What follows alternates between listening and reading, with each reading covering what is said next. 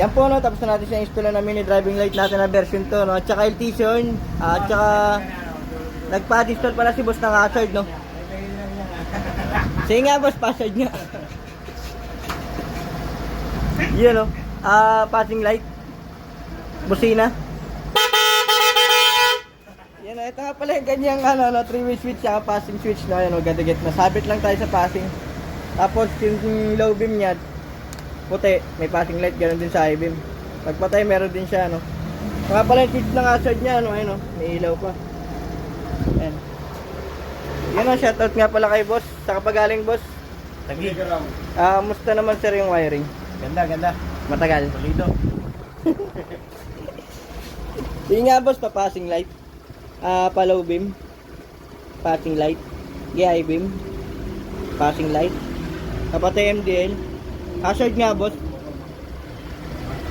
Pabusina. Passing light. Guys, sa pabusina. Yan po, no, dito lang po yan sa Lorenzo Lightworks and Motor Park. 75 para Loman Street, parang Marikina City.